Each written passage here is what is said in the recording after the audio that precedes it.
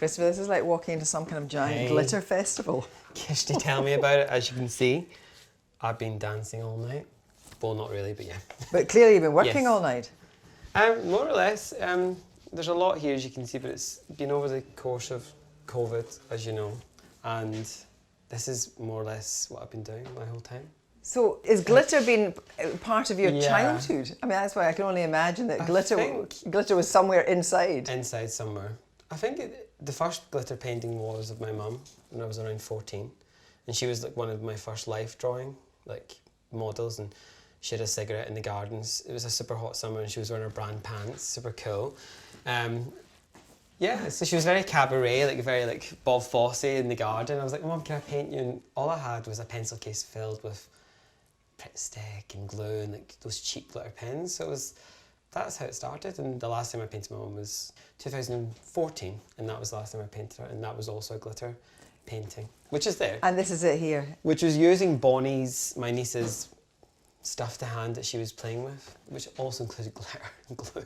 So yeah, it's just, I just like this, you just don't know what you're going to get with it. So COVID happens. Yes. You go into lockdown, and then what do? You spend a ton of money on art, or what happened? No, I went through a process of what am I going to do next, or it was fear. I think it was anxiety, fear, and I think we all faced that. I think you must agree yourself, and everyone we know. It was the fear of the unknown, and job is fashion relevant. What am I going to do? How can I be creative? And so I just thought, I'll go on one. I had a few glasses of wine, as you do. You go on the website, you can't get anything, because everything's already sold out, because obviously everyone's budding artists now and fitness freaks. So I went on and I literally got, the only thing I could get was actually glitter. And I was like, well, this is quite weird. So I just bought everything, and it was like £2,000, which was literally lasted me a week. Because once once I got cracking, it was everywhere, and I just went crazy. And I think it was just the outburst, and I had to get it out. And I didn't know if it was good or bad. So it was a kind of emotional reaction to COVID, and a creative one. Yeah, and it was nice to be in the garden too. But Christopher, there are so many portraits here. I want to talk about some of these images and what they are. They're not really based in anyone. It's it's the spirit of people that I've known growing up, spoiled children, or all girls, because I'm obsessed with obviously the female form and beauty, and they don't take very long, but they're so much fun and spontaneous, and you can go crazy. But also you have your bigger canvases as well, and they've also actually got beads on them, and they tell me, when did you start making these?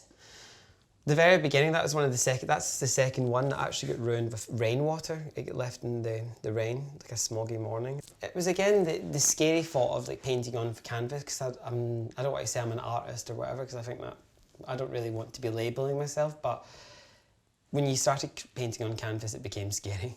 But then obviously I got so addicted that I went from small to really big. And let's look at really big. Yes. Because really big is this. Yeah, this is sort of like a mindscape.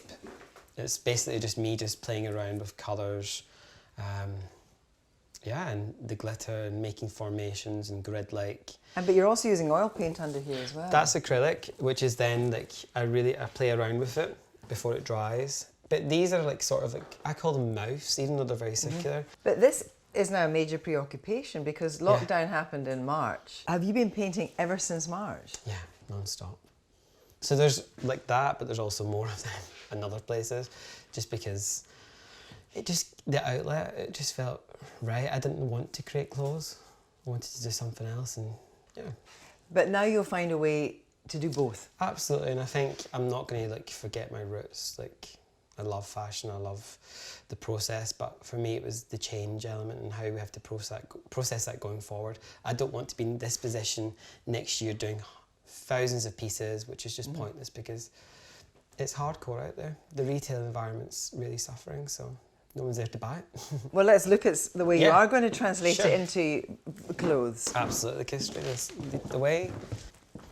Slower. Oh my. So this is where we are now, Kirsty. So this is the progression of the glitter work into clothing. Very, very, very small collection of clothing, which is inspired directly from the paintings. Was it always the case that you would manage to turn some of the art into clothing? It just felt really natural for me. I think it was the only progression we could have went down, because I don't want to do a show, I don't want to put anyone at risk. So the idea of like physical garments next to the art, it just looks really good and it makes sense. It's a 360 in a way, which is great. But this is beautiful. What is this? So this is like a Duchess satin, which has been digitally printed from the painting. We even have Tyvek fabric, which is sort of like reminiscent of the postal dresses of the 1960s, which I hand painted. Also the glitter. Is it all hand painted? Not all, but the glitter on top has been applied by myself. So it's kind of like, I really loved the simple shapes, keeping it really effortless, because it's all about the colours and the art and the textures. But yeah, it was a nice project to do, because I didn't have this concept of big, grand scale productions of shows or collections, because I just don't feel it's appropriate. And it would have been impossible to do a fashion show like you would normally do a fashion show.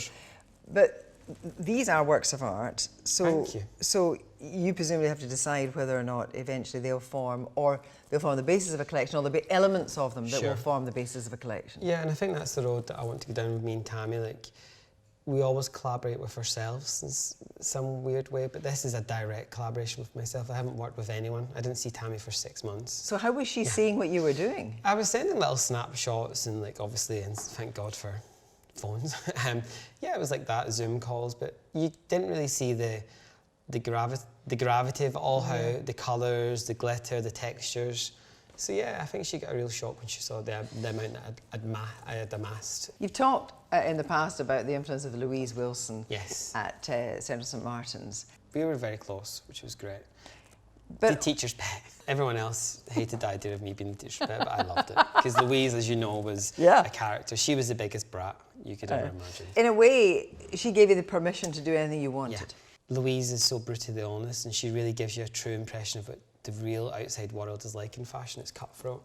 So the idea of taste, we always felt judged as outsiders, me and Tammy moving from Scotland. So she was like, taste doesn't come into it, it's just different. Good or bad, it doesn't care. Who gives a fuck? That's what she'd say. She used to say fuck all the time. And she was Scottish. Absolutely. But she understood that idea that there was certainly coming from Scotland, sometimes somehow it was feeling you weren't as good as other people. But it's always, I think it's just the way we were brought up, and the humblest part of, like, it was a steel town. It was like, it was just a great place to grow up, and we were so lucky, but we were surrounded by people who weren't so lucky, and we always had that on our shoulders, and there's nothing wrong with that, but it did make us feel different. And the whole idea of outsider, again, like outsider art has always been, even just the idea of that, like people who are just so untouched by the outside world, but it's the raw emotion that they put on the canvas, and they don't have a clue who anyone is, but it's just this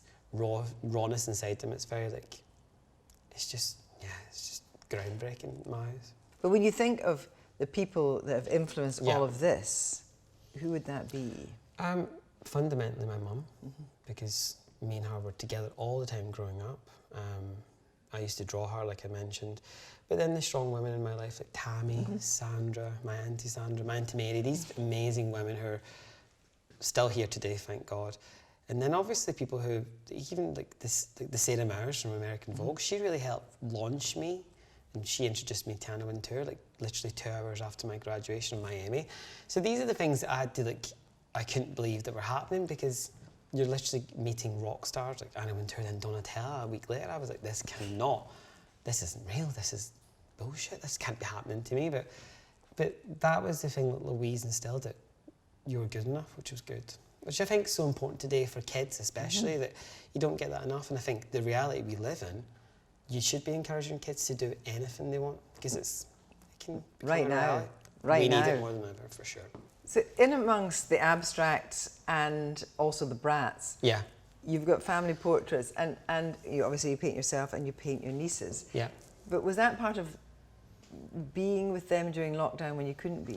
I suppose so. It was sort of like a nod to them because I couldn't be with them, but also I got really bored with making so much mess, if I'm really honest. I just thought, you know what, I'll have a day off and just focus on faces or portraits that are more real, like. But yeah, I suppose when you look back, it was like missing them, because I was really missing them. The contact is so important, especially growing up with young kids. They really do inspire you how radical they can be, and they too are so radical. So you also, in your own portrait, I mean, you look incredibly young, pensive, but very, but direct. You're looking at directly at everything. Direct, and again, I mentioned I did a lot of in the garden. Most of these, actually, the ones like this were done at night, because days went into night. You just were working the whole day, and as you know, we were locked down. You just didn't know what day it was or what time it was. So I was just so into it that, yeah, like they just rolled out. And did you find some kind of superhuman energy at this time? Seriously? Yeah, and I think some wine helped, and yeah, that definitely helped. Not going to lie, like it was nice to have time to yourself, and yeah, I didn't have my phone. It was just time for me, and it was great.